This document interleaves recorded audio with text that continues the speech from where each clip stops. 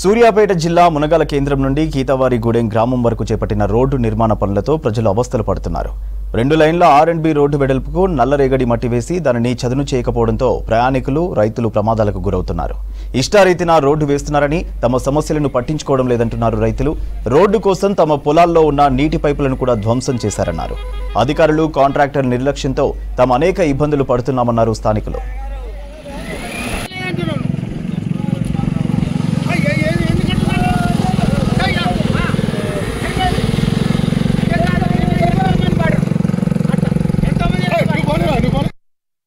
నేను 20 ఎకరాల పొలం కౌలు చేస్తున్నా.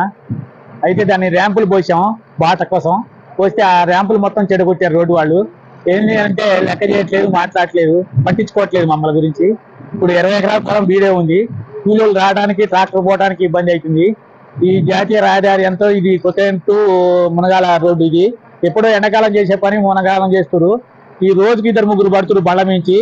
ఆడవాళ్ళు రావడానికి పోవడానికి ఇబ్బంది అవుతుంది. ఉదయం సాయంత్రం ఆటో వాళ్ళు దిగబడుతున్నాయి, మొత్తం ట్రాక్టర్లు దిగబడుతున్నాయి. ఆడికి ఇబ్బందులు అవుతున్నాయి. పోయేటట్టు దారి ఇబ్బంది లేకుండా చేయమని కోరుకుంటున్నాం.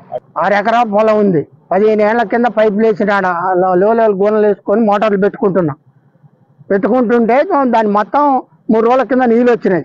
అడిపోతే వాళ్ళు కుట్లేం పెట్టి వాటి పక్క తీసి మొత్తం దాని మీద మట్టి పోసి ఈనాడు అడుగుతుంటే మాకు తెలియదు, నాకు తెలియదు అని ఒకళ్ళ మీద ఒకళ్ళు చెప్తుర్రు.